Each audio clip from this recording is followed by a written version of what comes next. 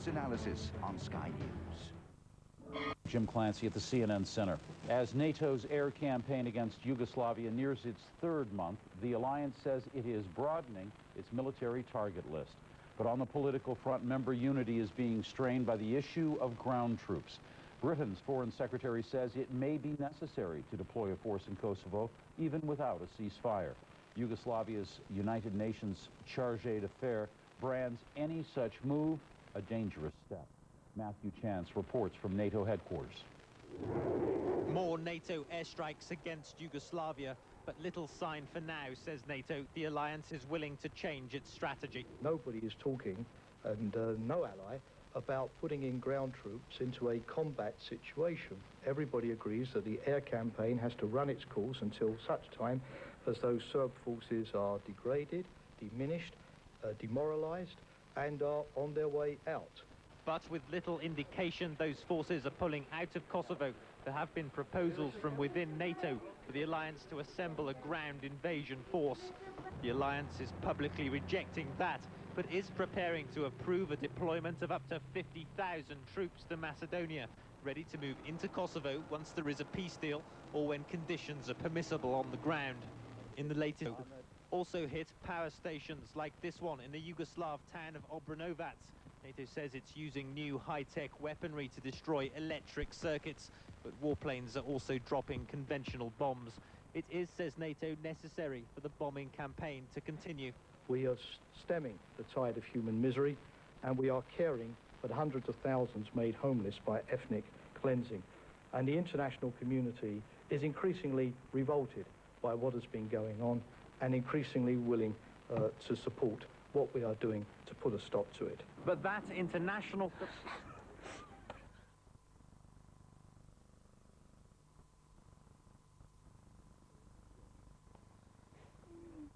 Hundreds of young men who are being held prisoner by the Serbs are pouring across the border. Their captors, who tortured and starved them for weeks, suddenly deciding they were free to go. Brothers are being reunited. Mothers are clinging to sons they feared were dead. 2 weeks ago, Feris Farizi's family was told he'd been executed. Today, gaunt, exhausted, but alive, he's back with his wife and children. There was no way getting a message out. Can you imagine what it's like? You're alive, but your family thinks you're dead. Lumteria Abiti was separated from her father a month ago, and as every truckload of men arrived today, she waited in hope.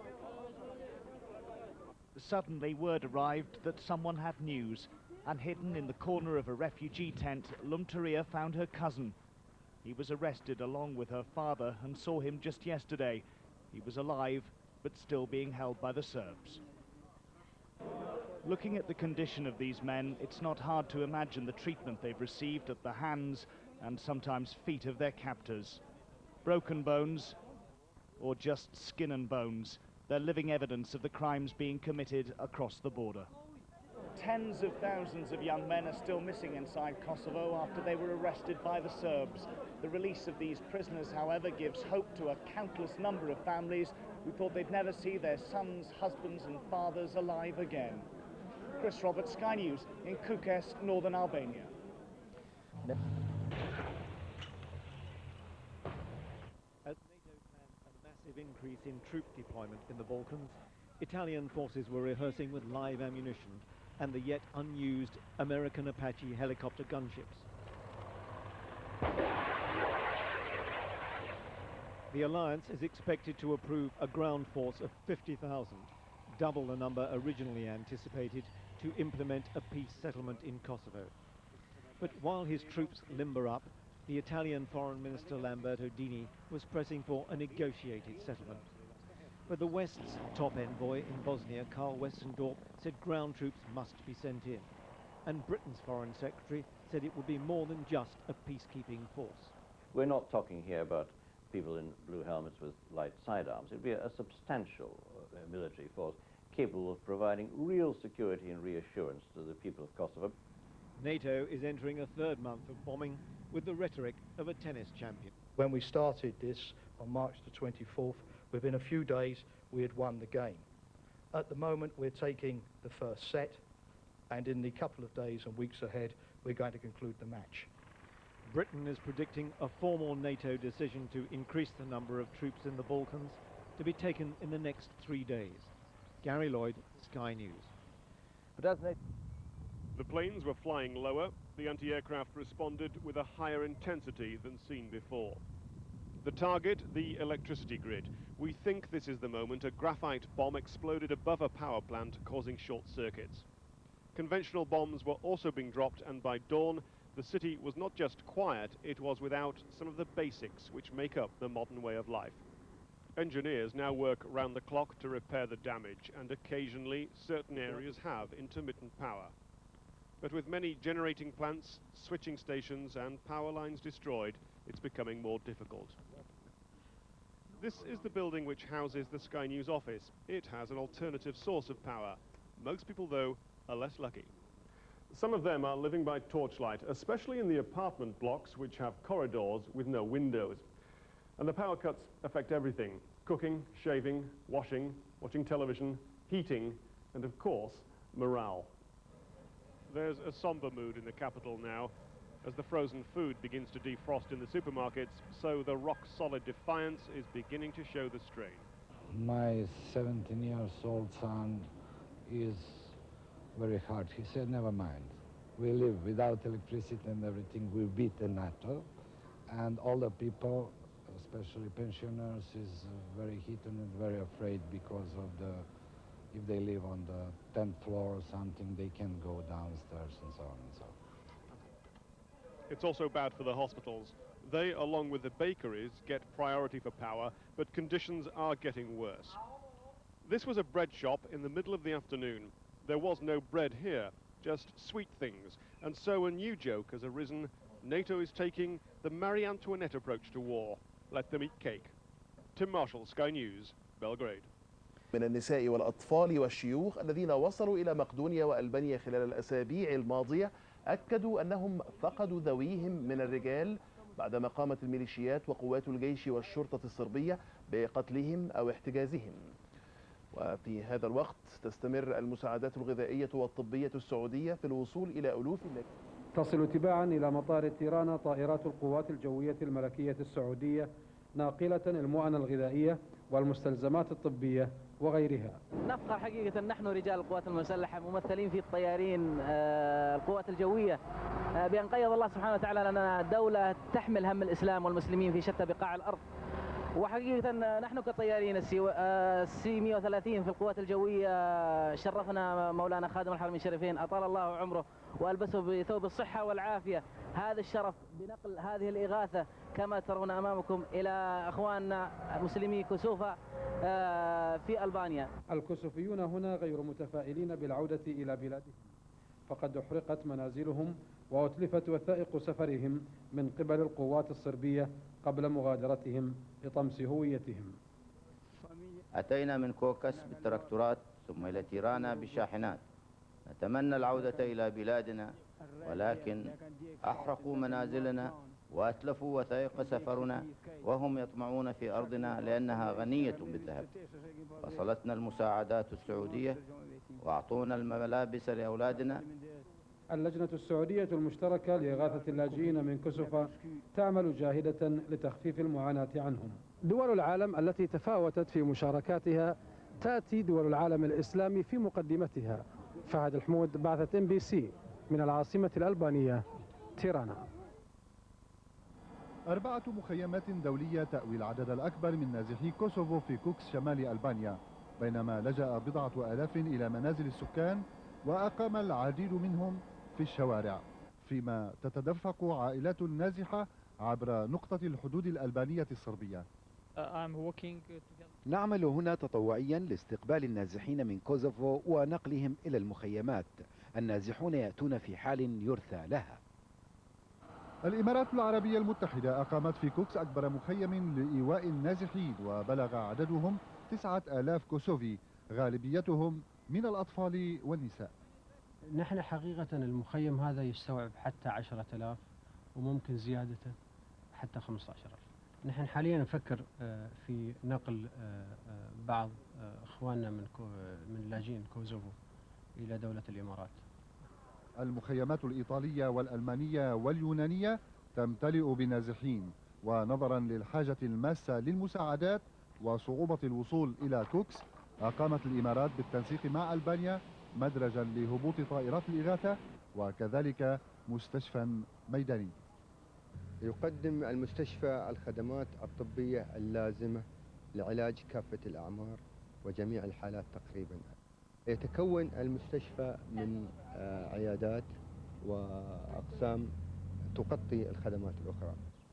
حسن عبد الله MBC من نقطة الحدود الألبانية اليوغوسلافية. واستراحة قصيرة. Evening, Kosovo Albanian refugees continued to cross into Macedonia. Each time 1,000 or so walked through no man's land between the border posts, more took their place behind. They said the capital city of Pristina had been totally destroyed and spoke of people being shot or hacked to death in the streets. This man also said that Serb soldiers threatened to kill his family if they didn't leave their home within 3 minutes. This large-scale influx is expected to carry on for several days. The UNHCR is in talks with the Macedonian government about creating 2 more refugee camps. On the hill above the border rescue center, Serb soldiers watch the refugees leaving Kosovo. An old man on the edge of safety could take no more. Many of these people have lost their loved ones, their homes and their possessions. Now they walk into the prospect of having to live in a refugee camp. David Crabtree, Sky News, on the Kosovo-Macedonian border. Cross the border in silence. They filed by in their hundreds, broken men, relics of the war in Kosovo. They were now exiles driven from their home, but in a place of safety. The tears were of relief that they'd made it. They'd been held in a school and prisoned by Serbian paramilitaries and the police. They were verbally and physically abused. Many are suffering from malnutrition. They claim their captors on some days didn't feed them at all. I don't think I've ever seen a large group of particularly men who seem to have had their spirit kind of broken. They're really, I mean, mentally they seem to have been through something that's so terrible that, I mean, you can tell they're going to be scarred for life by what they've been through. Their ordeal will haunt them forever. Experiences that will go down as some of the darkest chapters of this war. This man spoke to us but didn't want to give his name. He still has family in Kosovo. They beat us like animal. 48 hours, we didn't have no bread, no water, just staying and waiting. Somebody was sick and calling for help to give some water. Nobody didn't give us. Then every day was calling us with names and beating every day. These men have been stripped of everything they had, including their dignity, but now they can try to rebuild their lives, and finding loved ones who may have crossed the border weeks ago is an important first step. Photographs of your family. Hazir Salimi hasn't seen his wife and 5 children for a month. Something inside me died when the Serbs dragged me away from my family. There are many men here who feel that way. Some refugee women have today been looking for their fathers, husbands, brothers and sons among the men from Mitrovica. These women, however, received the worst possible news.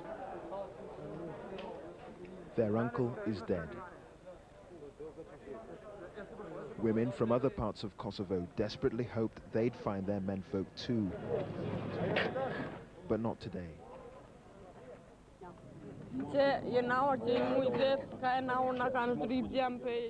They took my brother from the tractor. We've been searching for 3 weeks to find him. We've heard rumors he's alive, but he's not here. Gani Isufi showed me one of his 7-month-old son's play suits. It's a memento he holds dear. I clung on to the shirt as the Serbs took me away, he said. Thank God I'm alive, but I've no idea if my son is. Clive Myrie, BBC News, in northern Albania. The refugee agency, the UNHCR, has prevailed in its argument with the Macedonian authorities. The authorities had wanted to bus these people straight to Albania, out of Macedonia altogether. The UN said this was a violation of existing agreements under which the Macedonians said they would give anybody who wanted asylum in Macedonia the right to stay there. A lot of the refugees had been waiting all day, some of them traumatized, some of them in quite poor physical condition. They didn't want another journey on into Albania. The UNHCR used the tactic of calling out the international press corps to witness what was going on, and in the face of that, the Macedonians backed down. These people are now going to refugee camps here in Macedonia. Is this problem now resolved, or does this look like an ongoing issue of a kind of conflict of interests here? Well, there is an agreement on the table which the UN is characterizing what's happened tonight as a misunderstanding. That's diplomatic language. Other people would say that under pressure of the increasing numbers who've arrived here over the weekend, the largest influx for a month, the Macedonians are increasingly nervous about this and are seeking to go back on that agreement. They are crossing the border today in column after silent column, ordered by Macedonian police to walk in a straight line. They are not welcomed, they are herded like cattle. For those already traumatized, this is the final humiliation. So many are coming now. Aid workers say this may be the last stage in the emptying of Kosovo. It could indeed be some sort of final push, because what we see here is a very methodical, systematic sort of expulsion going on, at least in some areas. I mean, they're laying on buses. Some of these are commercial bus companies. They even advertise in some cases. People are paying 20 Deutschmarks, every man, woman, and child. Macedonia wants no more Kosovo refugees. Thousands who arrived overnight were kept in no man's land for hours. The only ones allowed in were those who agreed to be bussed straight to Albania. Eventually, the authorities relented, but it's a tactic they could use again. For some, the border is a last hope. They keep a vigil here, praying for loved ones to cross. Halil told us he doesn't know if the sister he's waiting for is still alive. I waiting just 3 days. My sister with 2 children on Asbel. And I don't know it's living, but not living. There's no way of knowing how many more may be on their way here, but the flow has been constant for 3 days. Every few hours, thousands of tired and desperate people are arriving at this border. Aid agencies say it is already the beginning of a new crisis. Orla Guerin, BBC News, at the Macedonian border.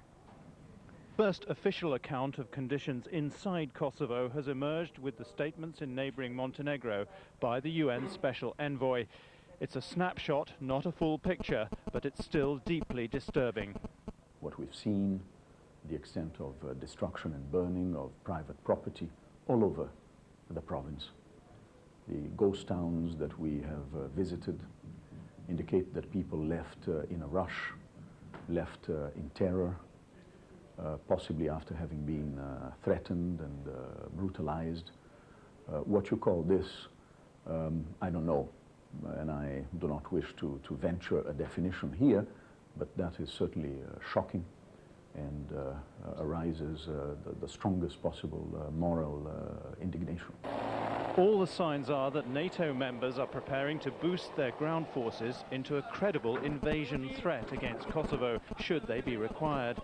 The air campaign, too, is being stepped up.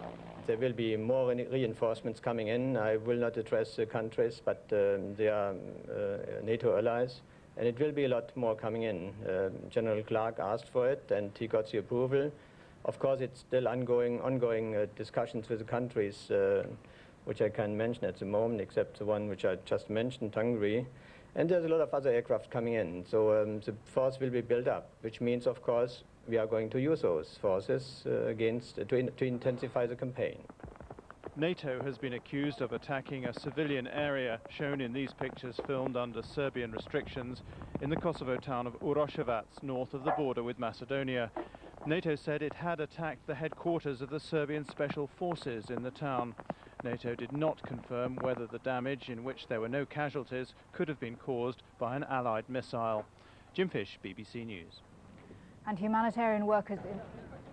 If what these men say is true, their treatment at the hands of the Serbs was brutal, and their tormentors can only be described as war criminals. Bekjet, Bekim and Shukri Musa are brothers who were detained by the Serbs in a prison, along with thousands of other ethnic Albanian men. We've heard numerous stories of how all the men were regularly beaten. The Musa brothers say they were forced to beat each other. I was forced to kick my brother. I had to punch my brother, Bekjet told me. I slapped him. I did try not to beat him up too badly.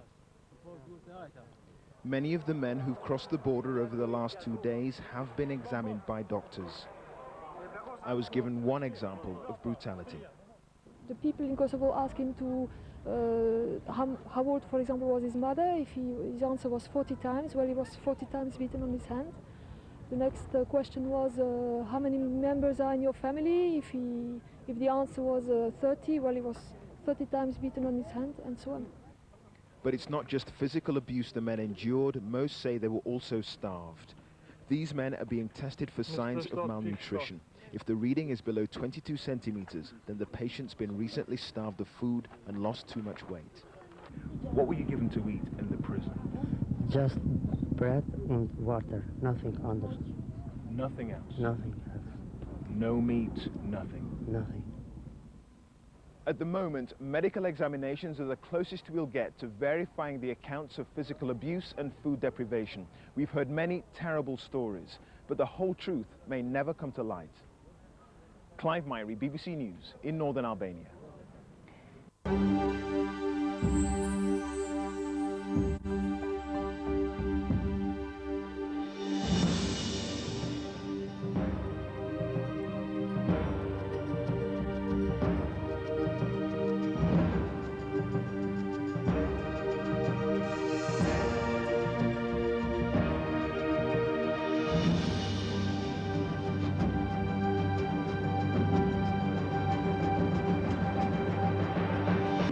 Visited indicate that people left in a rush, left in terror, possibly after having been threatened and brutalized.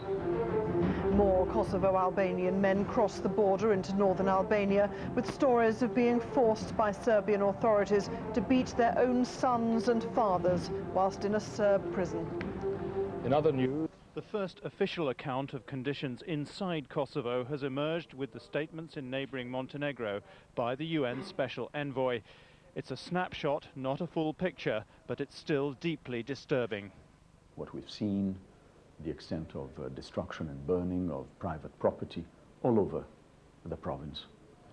The ghost towns that we have visited indicate that people left in a rush, left in terror, possibly after having been threatened and brutalized. What you call this, I don't know, and I do not wish to venture a definition here, but that is certainly shocking and arises the strongest possible moral indignation. All the signs are that NATO members are preparing to boost their ground forces into a credible invasion threat against Kosovo, should they be required. The air campaign, too, is being stepped up. There will be more reinforcements coming in. I will not address the countries, but they are NATO allies, and it will be a lot more coming in. General Clark asked for it, and he got the approval. Of course, it's still ongoing discussions with the countries, which I can't mention at the moment, except the one which I just mentioned, Hungary. And there's a lot of other aircraft coming in, so the force will be built up, which means, of course, we are going to use those forces to intensify the campaign. Diplomatic efforts to find a peaceful solution continue. In Moscow, Russia's Special Envoy Viktor Chernomyrdin, after meeting Indian Foreign Minister Jaswant Singh, said he had persuaded NATO to allow some Yugoslav troops to remain in Kosovo as part of a deal. But he also echoed the Chinese in demanding an end to the air campaign. Without Russian and Chinese support, NATO has little chance of engineering a diplomatic breakthrough at the United Nations. Jim Fish, BBC News.